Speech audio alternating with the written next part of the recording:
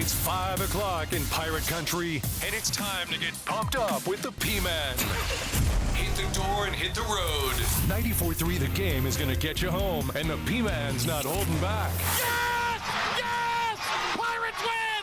Pirates win! Bring on the Patrick Johnson Show on 94.3 The Game. Holy mackerel! Oh, my goodness! The flagship station of the ECU Pirates. All right. Hello again, everybody, and welcome. It is your Pirate home, 94.3 The Game, and the Patrick Johnson Show. Do not adjust your dial. We are here with a fresh edition. A lot of coverage today, including Hoist the Colors radio with Stephen Igo. A couple hours breaking down the bowl matchup today. We'll hear from Stephen coming up from Annapolis, Maryland in just a few minutes. We welcome you in. Of course, the Military Bowl is tomorrow, 5:45 kick from Annapolis, Maryland, so we're a little over 24 hours away from the beginning of that one, and we'll have our pregame coverage. Pilk, we're going at 2, right? Philip the Ref Pilkington, ladies and gentlemen, will be on there along with Joey Football. 2 o'clock tomorrow, is that the plan, Pilk? Yes, Dylan is confirmed. We can go at 2. All right, 2 p.m. tomorrow. Video also, little video. Let's do it. Vid. All right, boom, baby. I'll be in the studio unless I decide otherwise. So that's the plan for tomorrow for our Pirate Game Day Countdown. 2 o'clock tomorrow. The network will come on at 4:30, and then we will have coverage at 5:45 on 94.3 The Game and 107.9 WNCT. Hope everybody had a very Merry Christmas. And looking forward to a joyous New Year. Pilk, how was Christmas for you before we get into all the sporting talk? It was good. Didn't get sick like I did last year, so that was a perk off the jump. And had a good time. Had a lot of good food, a couple drinks, and got some new pirate apparel here for the video audience. Got this nice gray quarter zip. So it was all was well. How about you, P-Man? Got a pirate hoodie that I might rock tomorrow. It's so nice. I'm worried about it because I'm a spiller of food. I don't want to spill anything on it. So I may wear it for the video feed tomorrow and then take it off immediately because I've got dinner plans after the game tomorrow or after the pregame show tomorrow. And there you go. And Patrick, unlike me, does not eat during the pregame show. I pig out during every commercial break. You eat a lot during the pregame show. I've noticed that. I don't eat during the show. Try not to, anyway. I need to quit. I need to start eating less again. Anyway, I've got, but it's the holidays, and I'm not going to lie. I've indulged a little, Pilk. I've indulged a little. Nothing crazy, but I've indulged a little. But I mean, you got to. You only live once, right? Amen. Only go around one time. So. Want to give a shout-out to our guy, Jay Sunholder. He also will be on national radio. He's doing the game right now out in Birmingham, Georgia Tech and Vanderbilt for the Birmingham Bowl. But then he is flying tonight out of Atlanta up to D.C. or Baltimore, where he will come in and do the Military Bowl tomorrow for the national radio broadcast. So I think it's bowl season radio. So congrats to Sonny on that. I know he's excited to call the game. Our guy Rainey was on earlier today. He did the Armed Forces Bowl. He did the Armed Forces Bowl in Fort Worth. Sure did. For as much grumbling as there was and has been about the first round of the college football playoff, I've actually enjoyed the bowl games. A lot of them have come down to the wire. They've been close. They've been competitive. Now, I don't know if that means that there's only maybe just a few at the very, very top elite football teams, even in the playoff, and everybody else is just meh. And then you've got a series of bowl games that are just meh because everybody's about the same competitive-wise. But I think at the end of the day, you want a good competitive game. Better than the Christmas Day games for the NFL. So I'll take it any day of the week, the bowl games. They've been fantastic so far. Multiple overtimes. How about the game out in Hawaii that South Florida won? Navy, of course, played earlier today. And how fantastic was the Toledo Pitt game last night? I was talking to my buddy Kelly McCullum last night on the phone when that game was going on. And I said, look, McCullum, they're not going to let Toledo win this thing because they kept going to the review. And Toledo stormed the field twice and got brought back because of reviews or a flag in one instance. So the officials weren't going to let Toledo just waltz out of there. They had to make it a no-doubter, which they did, I think, in 6 overtimes. Was bowl record. Pretty cool. Yeah, but, Patrick, to your point, with these bowl games being entertaining, and now obviously Toledo Pitt did have a Power 5 team, and then last night's Kansas State-Rutgers game was good. But sometimes when you've got these group of 5 teams who only win 6 or 7 games, a lot of their players aren't good enough to get poached.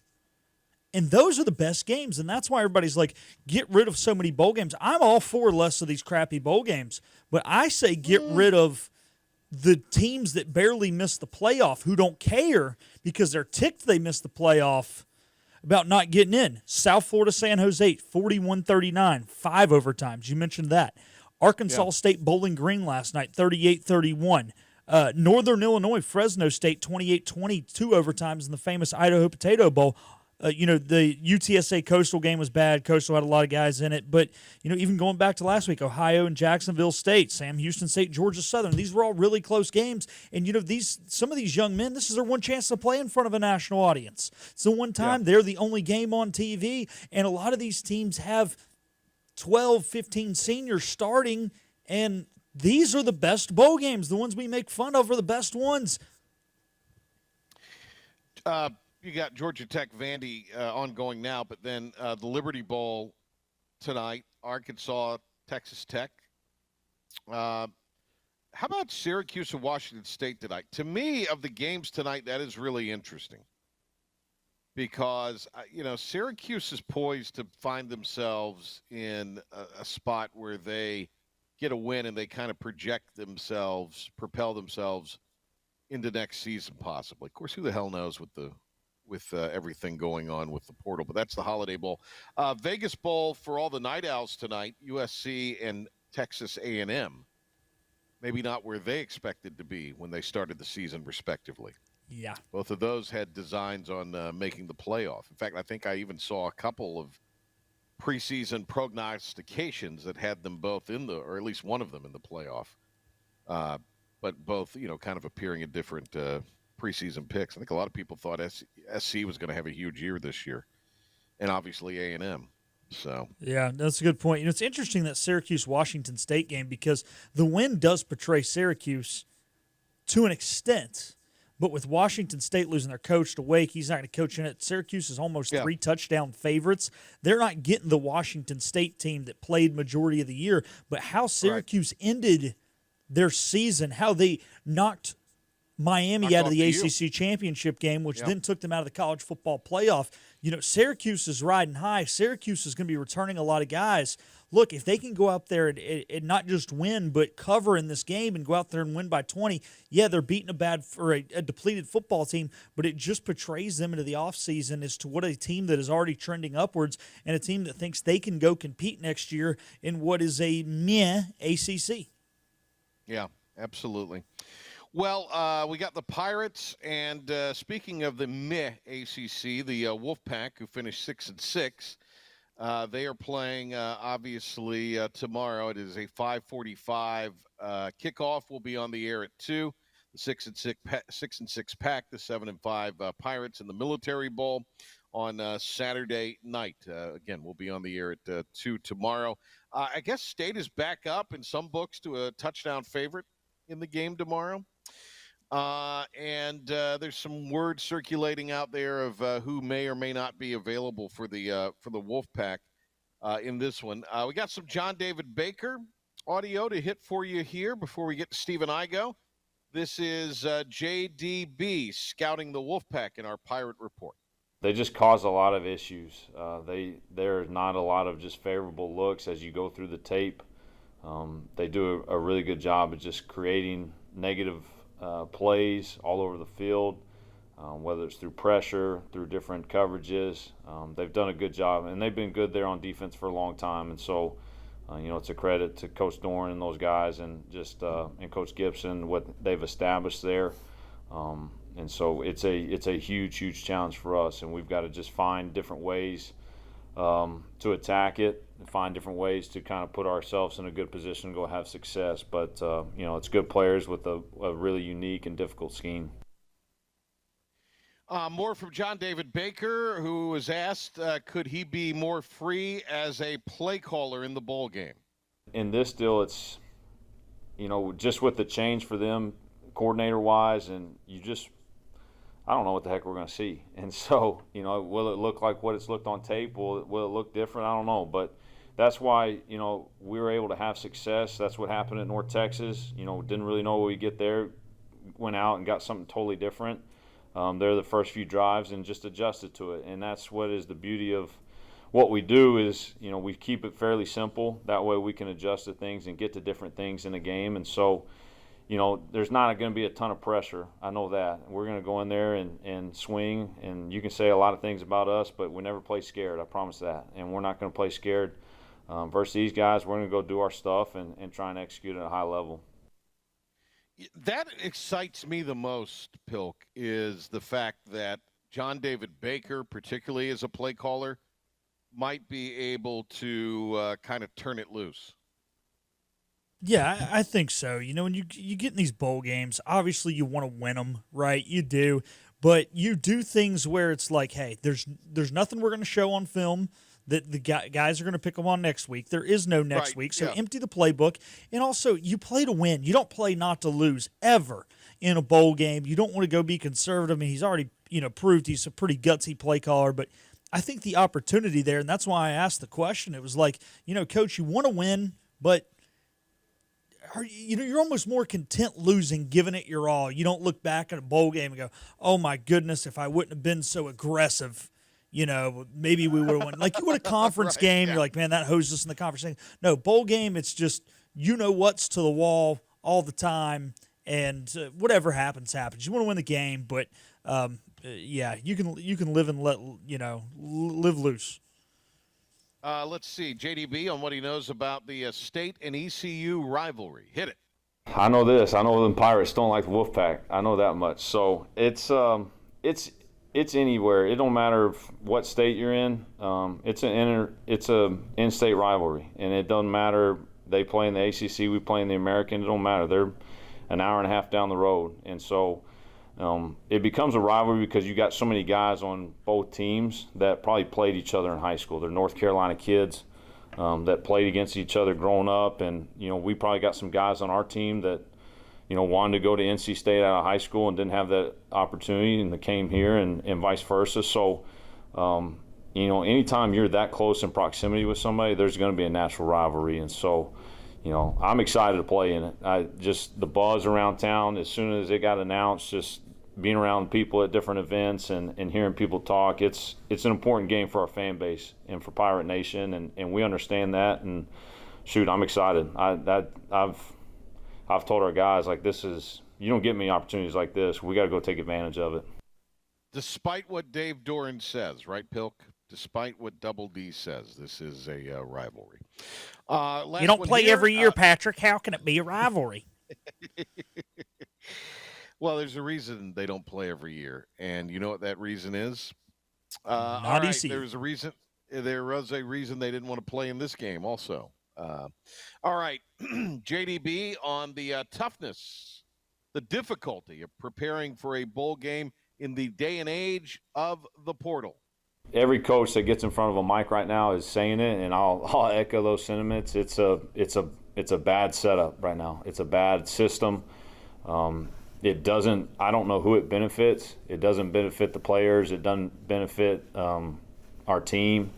Any college team right now that's trying to prepare for a bowl game, and they got teammates that are leaving right now. It's hard to imagine, an NFL team getting ready for a first-round playoff game, and all of a sudden their starting Mike linebacker walks out the door and says, "Hey, I'm not playing in it." Like that's the reality of what we're looking at. That's you'd say, okay, that's an apples to oranges comparison, but I think that's a rather apt comparison. That's a rather apt hypothetical scenario to play towards what's going on right now. I think It he is. was I mean, 100% correct about that. hey, the Pirates had a good enough season to earn a postseason spot, and their Mike linebacker walked out the door. I mean, look, postseason play is postseason play. Maybe a bowl game is not to the level of the NFL playoffs, but there's guys who've entered the portal who are on college football playoff teams. Yeah, absolutely. All right, let's hit a break, Pilk. We'll come back. Stephen Igo, I'm told, is ready to join us, so we'll talk about this bowl matchup with the one and only Stephen Igo from Hoist the Colors. Patrick Johnson Show with you on this Friday after Christmas. Thanks for being with us. We'll be here next week. And tomorrow at 2 o'clock for Pirate Game Day Countdown for Anson Belton Buckle. And also Orthopedics East. Stay tuned. We'll be right back. The Go Bowling Military Bowl is coming up tomorrow. Our coverage begins at 2 p.m. on 94.3 The Game. We'll also be streaming it for you. Video is the plan. So excited about that. We've got Stephen Igo joining us now from Hoist the Colors. Igo didn't do enough radio today, so we had him do some more. He's live in Annapolis, Maryland, getting ready for this bowl matchup. Very Merry Christmas to you and the family, and a joyous New Year, Igo. Now that it's here, it's all over but the shouting. We're some 24 hours away from the game kicking off. It is kind of exciting to be able to talk about and broadcast and cover a bowl game again. Yeah, these bowl games are so weird, Patrick. It's like you preview them to begin with, and you get all excited about them, and then you get hit with this long lull, and we're almost more focused on the transfer portal and hirings and next year, and then we got Christmas and all of that good stuff with the family and friends, and then like you wake up and you're like, oh yeah, ECU plays a football game in 2 days. We should probably talk about that. But that just, that's college football now. Like, it's just the games feel very secondary, and I don't know. It's just kind of a weird feeling, even still. Like, I'm trying to compare it to like how I think next year's season opener will be, or most season openers in general. Like, there's so much countdown and hype and pub leading into that versus a bowl game. It's just kind of like, oh yeah, Pirates have to play NC State, and I thought it would be a little different this year. And maybe it is in some respects with it being NC State and that rivalry aspect, but it still doesn't have the same feeling or vibe as a regular season game. It's just kind of hard to explain. As far as that, do you think that's because of the opt-outs? Do you think that bowl games now are, I don't want to say meaningless, but maybe don't have quite the importance? Because I'm not up there, but I have kind of the opposite feel for you. I'm sensing a lot of excitement and a lot of juice. Maybe it's just what I'm seeing on social and the text I'm getting of people that are on the way or already up there and that kind of thing. And there seems to be excitement. I don't know. But to me, it seems I kind of felt like you felt for the last couple weeks. And now that it's here, it's more like, all right, Christmas Eve kind of feel for me. Well, I'm glad you're excited. Maybe I'll get more excited because problem is I'm on the outskirts of Annapolis, so I'm more like in the shopping district more so than downtown currently.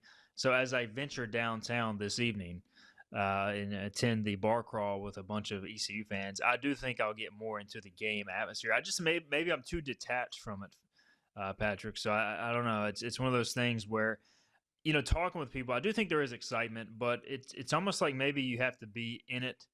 And so right. I think later today it'll get more of that feel. It's just, I don't know, the holidays, it is kind of a weird vibe, but I am looking forward to the game. And I just thought ticket sales would go a little better for the game. I'm excited about the game because like for a bowl game, this game carries some value for each side.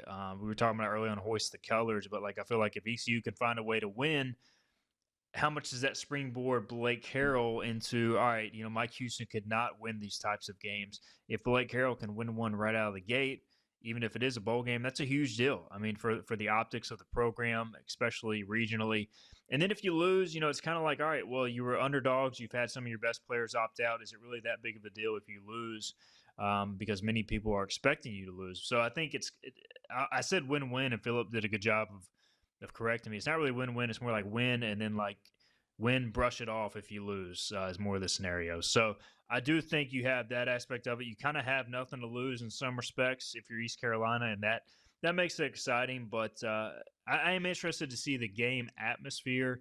Hopefully the weather doesn't put too much of a damper on it going into Saturday. It is a great stadium, and it's not a cavernous or big stadium. It's not like this is being played in an NFL stadium or something like that, or even RFK when the Pirates played in the first Military Bowl against Maryland many, many moons ago.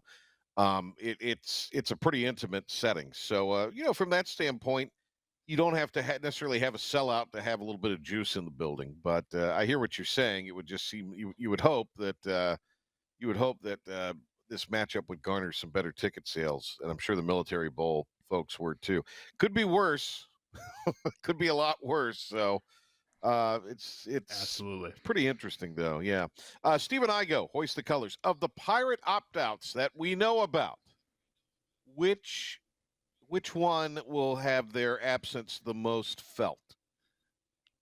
I think Zakai Barker transferring to SMU is a concern because of how the defense looked in the times he was not on the field this season. The Charlotte game comes to mind. I mean, that was just a bloodbath. You got hit with a series of power runs, counter, just a lot of Charlotte just running the football down your throat, and they probably have a very comparable offensive line to what NC State has. And so I'm sure NC State will be looking at that tape. They also will mix in some quarterback run game with CJ Bailey. So, you worry about just the run fits and the run responsibilities without Zakai, because he not only is a great player, but he got everybody else lined up. So that's the one I'm most concerned about. You do have a older player in Damian Wilson who has played some. And, it's worth mentioning, of course, Zakai did not play in the first half against North Texas. That did not go well. And then obviously the second half went much better. But, he also missed the second half of the UTSA game.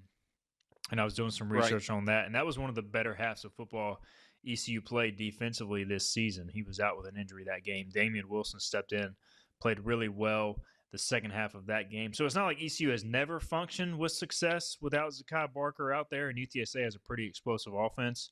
But it's certainly my biggest concern, especially given NC State's running game. CJ Bailey's been running for around 75 yards per contest on design runs the last few weeks, or the last few games, I should say. And then they've got three really good running backs that do different things. So I do worry them, potentially line up and just trying to run the ball straight at ECU. And can the Pirates stop it? With both Winstead and Chase Sowell out, there's obviously two offensive weapons that you don't have. With that said, the Pirates have been able to perform without those guys in the lineup, so they have a pretty good idea offensively of what to do. So who is due a big game here on the offensive side for East Carolina, be it a receiver, be it the running back tandem, be it whoever? I mean, that's the thing. You would obviously rather have Winston Wright and Chase Sowell playing. I mean, that's your three best receivers all year. But the good news for ECU is, and that's why I'm not as concerned, is you did have you had the North Texas game without both those guys. So you've been able to go out and score a bunch of points and win a game without each of them in the lineup. And against Navy, Winston Wright was banged up as well. So you effectively had, a game and a half, if not 2 games, without Sowell and Wright. Certainly Sowell didn't play a snap in either game. So we know Yannick Smith is capable. And, he needs to continue to add a little bit more to his route tree. Right now, he's just kind of a vertical threat. He needs to be able to run some more underneath stuff, which, I mean, he's a true freshman who played mainly basketball or focused on that early in his high school career. So, I mean, he's still learning, but he's certainly due a big game. If you get single coverage with Yannick Smith or Anthony Smith, you're going to take a shot. Caden Hauser has proven that. And then Jari Patterson, if you're going to be out without your slot receiver, Jari Patterson's a darn good guy to step in his place. He's a senior. We know he can get involved in the jet sweep game.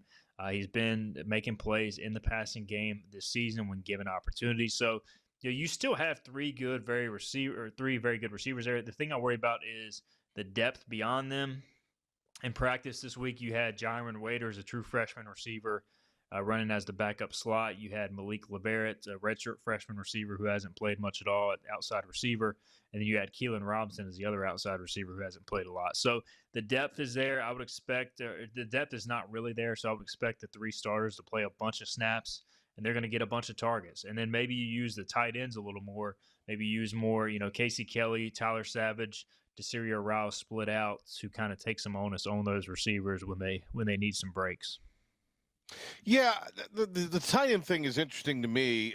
Joe Sampson would be calling for the heavy usage of the tight end. I don't want to say ECU necessarily got away from it, but it just seemed like as the offense opened up, that position didn't become as reliant on, I guess. Maybe they did get away from it. That's probably fair to say. But it just seems like in a game like this, you haven't played in a while. Being able to have a safety valve of some kind in a game like this, that position usually falls under that type of situation. And if you need a play to get the offense going, especially in the absence of some receivers, something simple to a tight end that's in the slot or something might also be kind of the way to go. So out of that grouping, is there someone there that could maybe have an explosive kind of game or be, someone that Katin Hauser can rely on? I think from a reliability standpoint, the most reliable tight end this year has been Tyler Savage. Like every time they have targeted him, he's made the play. Every time they've needed a block, he's made it. Casey Kelly's been pretty dependable as well, but he's been banged up. Desiree Rouse has the best upside of the group, but he at times has been inconsistent. And he's a guy though. If you get the right matchup, you could hit an explosive play with him. So he's one of those guys that if you get the right matchup, you try to hit him on some sort of unique look or something early in the game. The one thing I will say is NC State has an absolute game wrecker in Davin Vann, their senior defensive end. He has played over 2,000 snaps. He's had, I was doing the numbers earlier, 90 pressures at the college level over his career. He's more of a run stopper body-wise at 6'2", 280 at defensive end in the 3-3-5 scheme. Mm-hmm. But if he's left on an island with ECU's tackles, that's not a matchup that I like. So maybe you try to design the tight end as obviously an extra blocker, a chipper, and then get that guy to leak out and then kind of have him as that safety valve for Katin Hauser. Because if it's just a drop-back pass game, I think ECU's offensive line will struggle in some respects, especially blocking Vann. So you're going to have a tight end in the flat, even if it's 3, 4, 5 yards or something, just available to Hauser on those types of situations. All right, more with Stephen Igo right after this timeout. Here is Philip the Ref Pilkington with the 94.3 The Game Sports Update and Pirate Report. The Pirates playing in the Military Bowl against NC State tomorrow. A couple more questions about that with Stephen Igo. Had a couple other things for him. Hoist the Colors, they'll be there. Igo, any post-Christmas sales for Hoist the Colors from 247?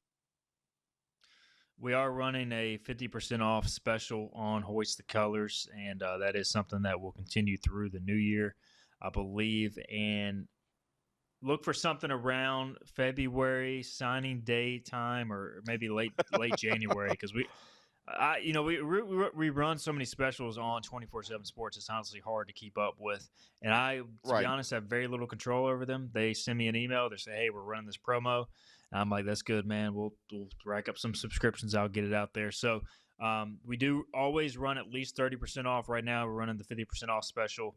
If you got any issues signing up, reach out to me personally. I'll make sure we get you that discount. A lot of our first-time subscribers get that discount. And then, obviously, if you're a full-time subscriber, you get a free subscription to Paramount Plus. So we love all those people who allow us to do this.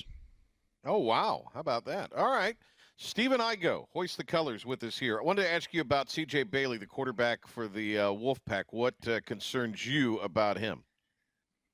6'6", 190, physical arm, can throw the ball down the field. He can also run. I mean, he's not – I wouldn't say he's an elite runner, but he's a guy who, if you do not account for him in the run game, he's going to burn you, both with the scramble and with quarterback design runs. Now, he will make mistakes. He has had more turnover-worthy plays this season compared to big-time throws, according to Pro Football Focus, which is obviously, deemed as, throws down the field, throws into tight coverage, all that sort of stuff. But the one thing is their offense goes as he goes. If you can stop them and put them in predictable situations, he can be fooled at times.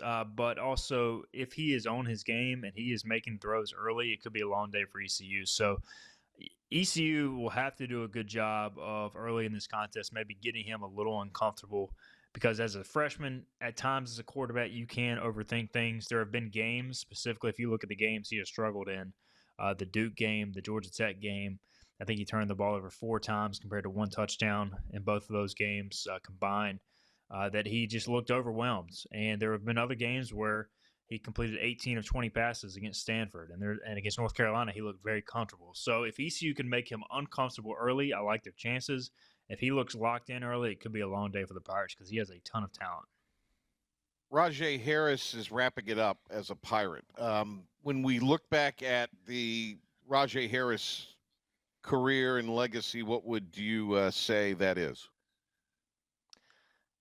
True Pirate. I mean, a guy who, in this day and age, and I know that at times it was up and down in terms of production, but like always positive attitude. Overcame significant ACL injury, overcame, one of his best friends, Keaton Mitchell, having a ton of success going to the NFL. And I'm sure that same year when he got hurt, it was very difficult for him to, see his friend. Well, I'm sure he was happy for him. See his friend go to the NFL, a dream of his, and him, struggle with injury, but yet always kept that 1% positive mindset. And a lot of people, look, ECU fans are great, and I don't blame them for, kind of questioning, all right, why do we keep running with Rajay Harris despite the lack of production?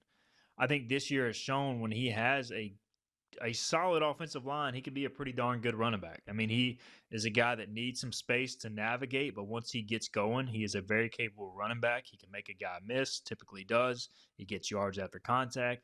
Yeah, he's not a burner, but he has been, in my opinion, one of the more steady running backs in ECU history, and a 5-year player at a school, at any school right now.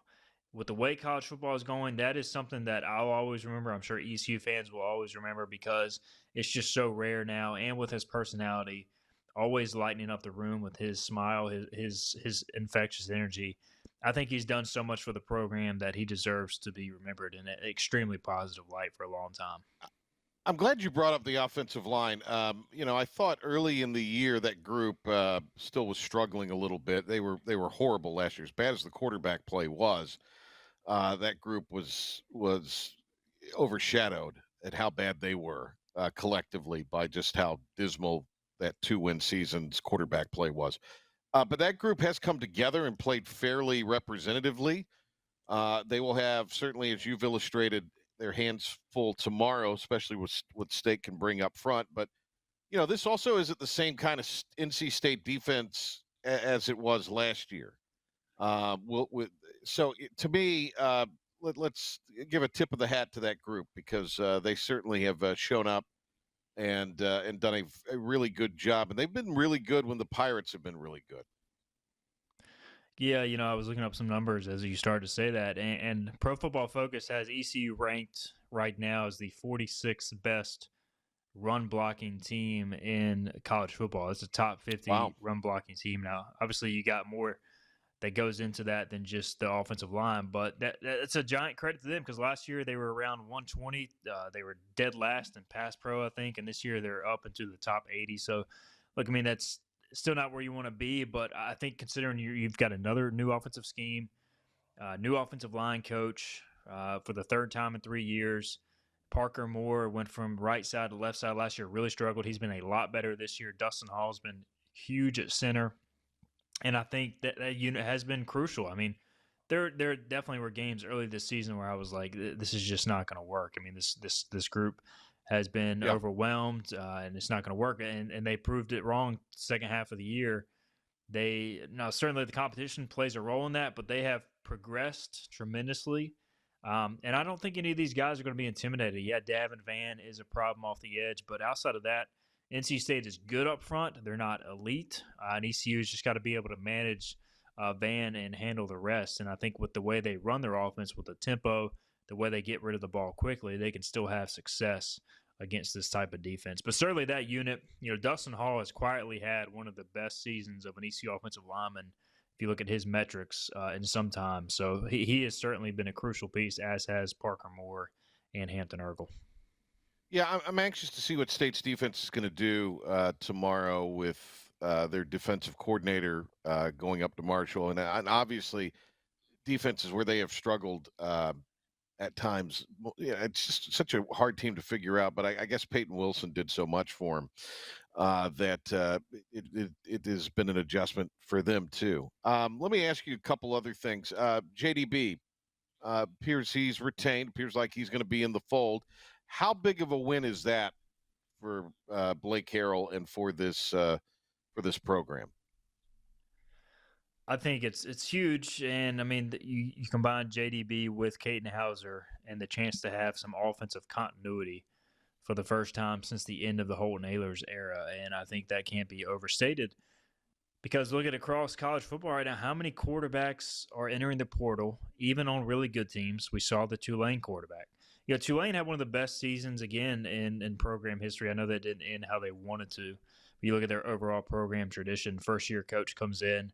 They lose their quarterback to Duke. Their star running back just hit the portal today. And it's so hard to retain talent. And if you can retain the core of your offense, which in many ways is your quarterback and your play caller, and have a chance to develop, Caden Hauser is just a sophomore. This was his first year in the offense. There is no reason he shouldn't take a massive leap next year. JDB is a first-time play caller. There's no reason he shouldn't take a massive leap next year, understanding game situations, calling things, etc. So I think it really gives you a lot of hope going into next year. Clearly, there are a lot of holes this roster has to still plug. But if you can start with your quarterback and your play caller, it's a lot easier to put things in around them. And I think JDB, he's got a certain style. Certainly that's kind of developed throughout this year as a play caller, as any play caller does. I think the offense really is just kind of hitting the surface level of what it can be. What do you think of the hiring of Josh Aldridge as defensive coordinator? I like it. The more people I talk to, the more it kind of sounds in some ways like an extension of Blake Harrell, high energy, tireless recruiter, and a guy who is going to be demanding of his players, but also be a coach that's loved by his players. And certainly you can get, if you're too demanding at times, you can have some issues with that. But I like the fact that he is coached at really all sorts of levels. West Georgia, and he was under Scott Simmons there, who is now the DC at SMU. He obviously was under, he was the DC at Liberty. He was also under a very good defensive coordinator there. He was under a very good defensive coordinator during his time at Auburn, multiple DCs, in fact. So he has been under some elite defensive minds. He's run multiple schemes. He's coached defensive line, edge, and linebackers. So he's seen it from multiple levels, and he's been at multiple levels. So, to me, it makes a lot of sense, and he's been a play caller before with a lot of success. So I'm a big fan of the move. Noah Joseph is the general manager, and what kind of war chest is he going to have to work with as far as Team Boneyard goes? So last year they were around $1 million per my sources. I think they're projecting to be pretty well over that this year.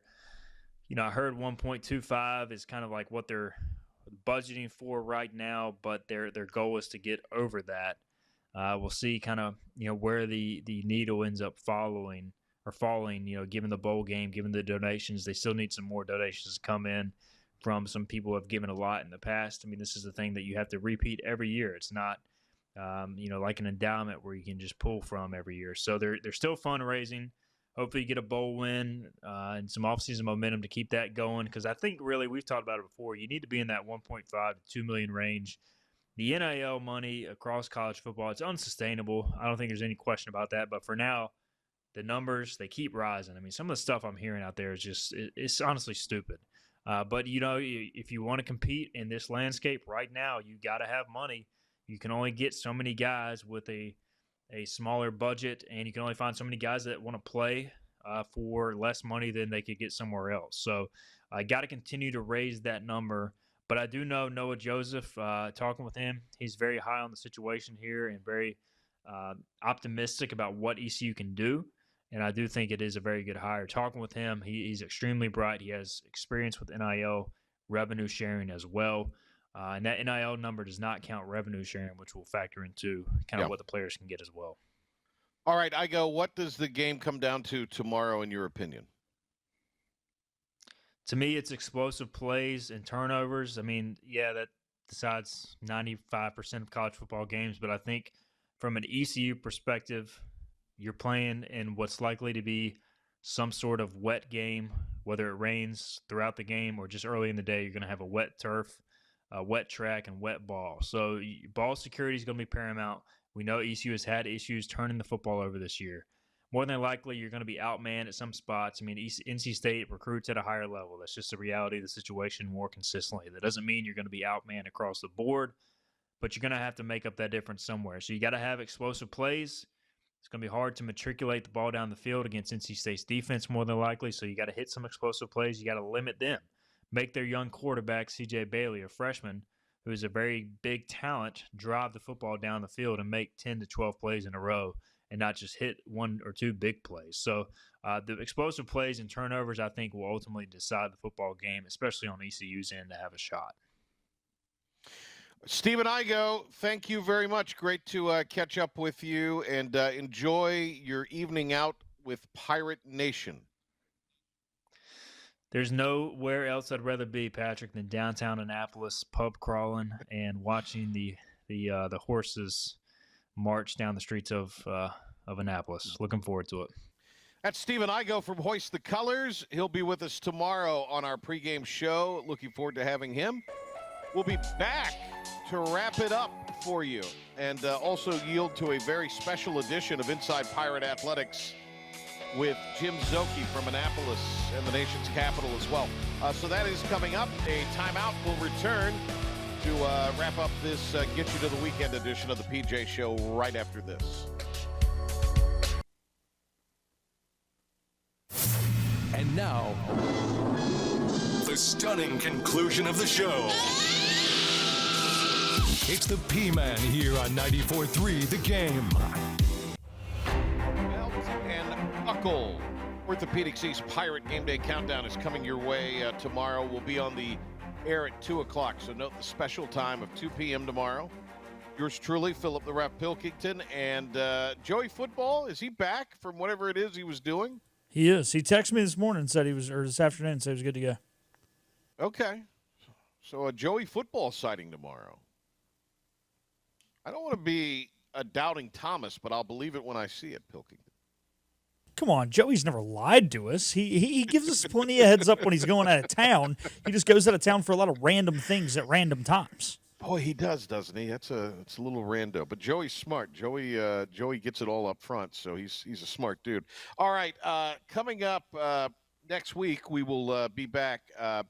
Pilk, let's see if we can get Joe on with us Monday in addition to Szoke, since we'll be doing a studio show. I'd love to get some Joe's kind of thoughts on the game and final thoughts on the season. So can we put that bug in his ear?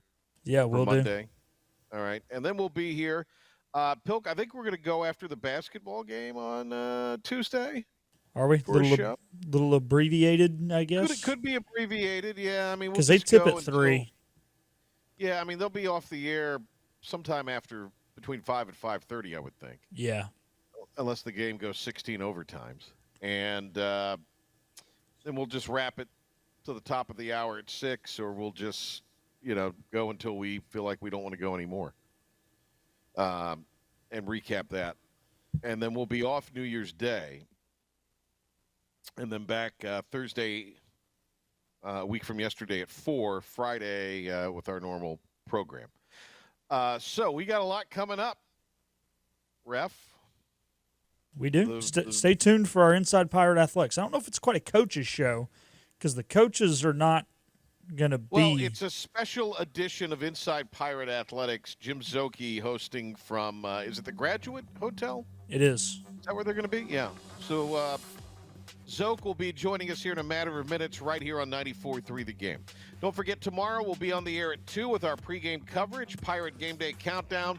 That'll be coming your way, and we'll take you into network coverage at 4. You can listen to the Military Bowl at 4:30. And you can listen to the Military Bowl on 94.3 The Game, 107.9 WNCT, and the IBX Media app. Thanks to Stephen Igo. Thanks to Pilk. Have a great rest of your evening and a great and safe weekend. And go Pirates. Beat the Pack in the Military Bowl on Saturday.